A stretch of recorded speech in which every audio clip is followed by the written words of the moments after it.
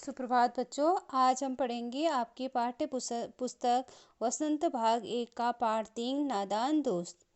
तो बच्चों, सबसे पहले हम इसके लेखक के बारे में जानते हैं। इस पाठ के लेखक मुंशी प्रेमचंद जी हैं, जिनका जन्म 31 जुलाई 1880 को लम्ही गांव वाराणसी, जो कि उत्तर प्रदेश में है, वहाँ हुआ था। इनकी मृत्यु 8 अक्टूबर 1936 को हुई थी। मुंशी प्रेमचंद जी बचपन का नाम इनका अजायब लाल था। इनका उपनाम धनपत राय था। तो बच्चों, जो प्रेमचंद जी हैं वो बहुत अच्छे कहानीकार और कथाकार थे।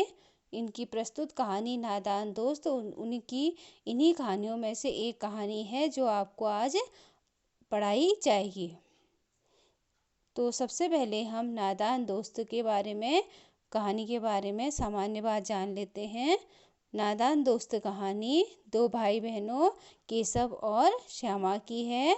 जो भाई बहन चिड़िया के अंडों को देखते हैं और उनके मन में यह विचार आता है कि हम इन चिड़िया के अंडों के लिए व्यवस्था करें, उनके खाना पानी और रहने की व्यवस्था करें।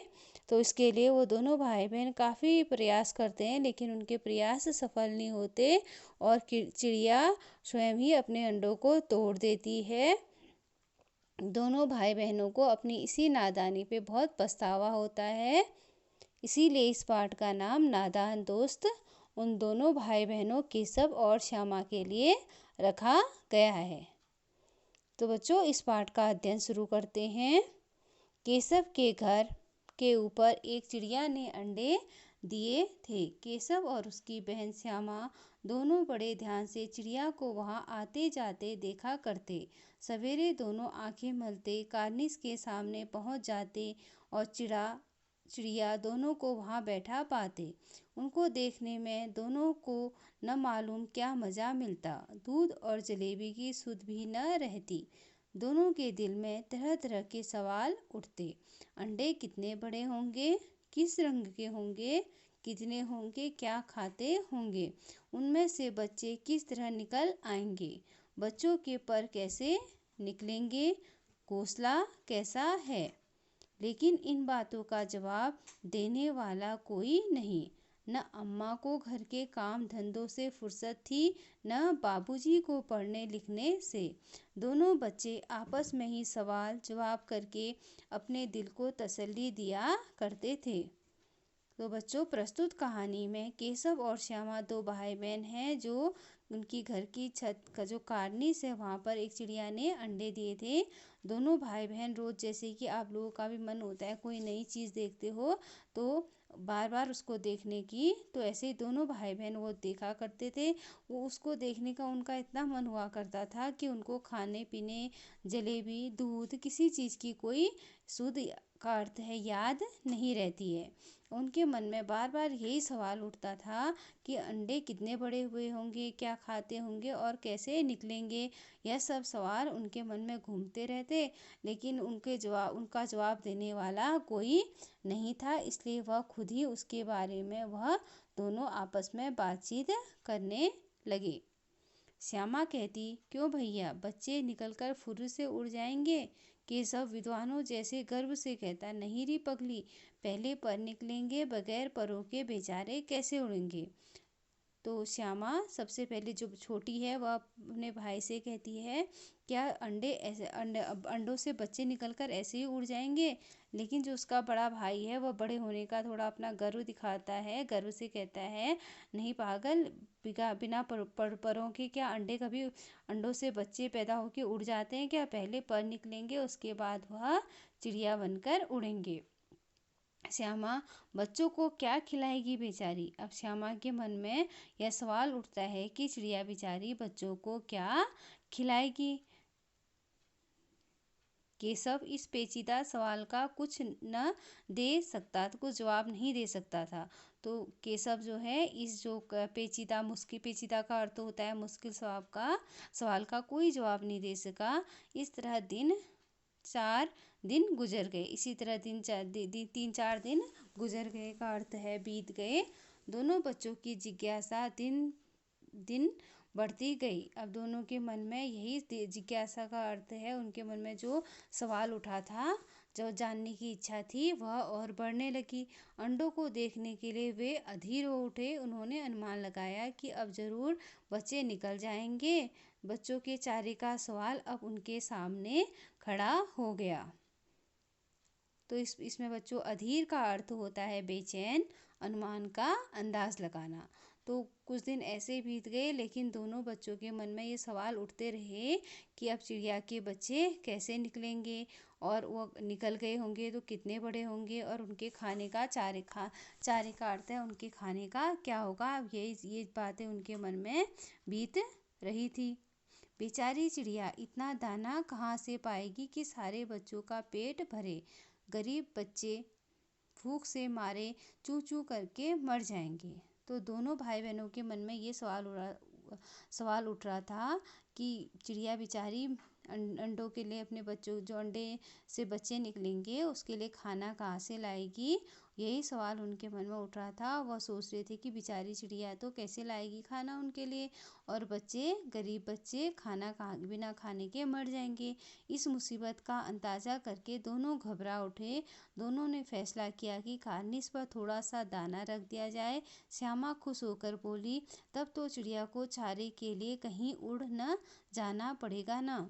अब जैसे ही दोनों भाई बहन उस चिड़िया के अंडों के खाने के लिए सोचने लगे, तो श्यामा ने सोचा कि क्यों ना मैं इनके लिए कुछ खाना रख दूं, दाना रख दूं, जिससे चिड़िया को बच्चों के लिए खाना लाने के लिए दूर भी न जाना पड़ेगा, और बच्चे भी खुश हो जाएंगे और खाना खा लेंगे। अब चिड़िया को अपने सवाल का जवाब मिल गया, तो श्यामा खुश हो गई। केशव नहीं, तब क्यों जाएगी। अब केशव कहता है, जब चिड़िया को दाना यहीं मिल जाएगा तो अपने बच्चों के लिए, तो वह उड़ के दूर क्यों जाएगी खाना लेने के लिए, दाना लेने के लिए। श्यामा, क्यों भैया, बच्चों को धूप न लगती होगी। अब श्यामा के मन में दूसरा सवाल उठता है कि चिड़िया के बच्चों को धूप भी तो लगेगी। केशव का ध्यान इस तकलीफ की तरफ न गया।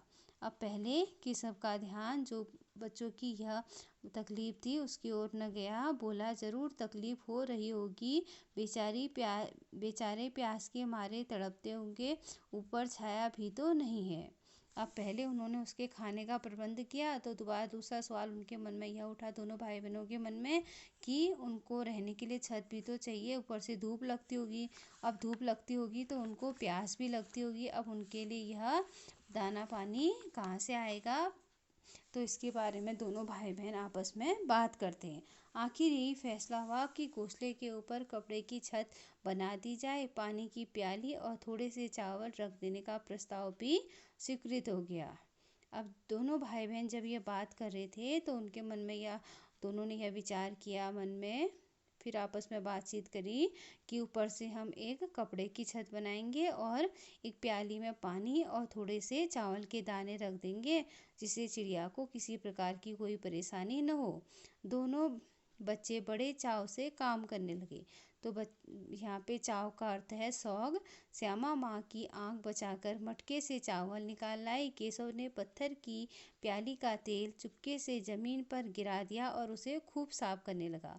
अब दोनों भाई बहन खूब शौक से चिड़िया के बच्चों के लिए खाना और पानी के लिए व्यवस्था करने लगे। श्यामा अपने जो घर में अनाज जहाँ पे चावल रखते वहाँ से थोड़े से चावल ले आई माँ की नज़र बचा के, और केशव ने पत्थर की प्याली का तेल खाली करा और उसको साफ करके चिड़िया के लिए उसमें पानी भी भर दिया। अब चांदनी के लिए कपड़ा कहाँ से आए, फिर ऊपर बगैर छड़ियों के कपड़ा ठहरेगा कैसे, और चिड़िया खड़ी होगी कैसे। अब दोनों भाई बहन के मन में यह सवाल उठने लगा कि हमने खाना और पानी का प्रबंध कर दिया है, व्यवस्था कर दी है। अब उनके लिए जो ऊपर से हमने छत बनानी है, चांदनी का अर्थ है छत बनानी है जो उनके लिए, चिड़िया के लिए, वह छत के लिए कपड़ा कहाँ से आएगा, और वह कपड़ा आएगा भी तो उसको अच्छे से अटकाने के लिए हमें चारों तरफ से डंडियाँ भी चाहिएंगी।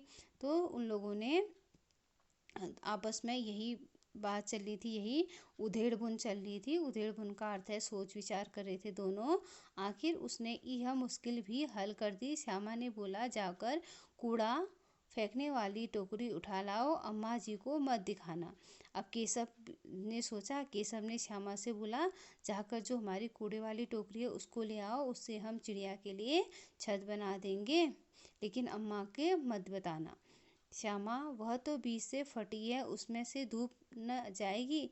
अब श्यामा कहती है अपने भाई से, केशव से, कि जो टोकरी है कूड़े वाली वह बीच से फटी है, उसमें से तो धूप चली जाएगी। केशव ने झुंझलाकर कहा। अब केशव ने थोड़ा गुस्से से कहा कि तू टोकरी तो ला, मैं उसका सुराख बंद करने की कोई हिकमत निकालूंगा। अब यहाँ पे हिकमत का अर्थ है बच्चों उपाय या युक्ति। अब जो केशव है वो श्यामा से कहता है, तुम टोकरी तो ले आओ, जो उसमें सुराख हुआ है, छेद हुआ है, मैं उसको बंद कर दूंगा और कोई ना कोई उपाय लेके उसको बंद कर दूंगा। श्यामा दौड़कर टोकरी उठा लाई। केशव ने उसके सुराख में थोड़ा सा कागज ठूस दिया और तब टोकरी को एक टहनी से टिकाकर बोला, देख, ऐसे ही घोंसले पर उसकी आड़ कर दूंगा, तब कैसे धूप जाएगी। श्यामा ने दिल में सोचा, भैया कितने चालाक हैं। अब दोनों ने उसकी छत के लिए जो टोकरी लाए थे उसमें थोड़ा केशव ने कागज, जहाँ पे उसका छेद हुआ था, उसको छेद को एक कागज़ से छेद को बंद कर दिया और उसके नीचे एक टहनी को उसमें टिका दिया, जिससे कि वह अच्छे से अटक जाए और वह जिसकी आड़ बन जाए और वह उस एक छत का काम करे। श्यामा ने मन में सोचा कि मेरे भैया तो कितने चालाक हैं या समझदार हैं। तो बच्चों आज के लिए इतना ही। आज आप इस पाठ का अध्ययन करेंगे और शब्दार्थ करेंगे। धन्यवाद।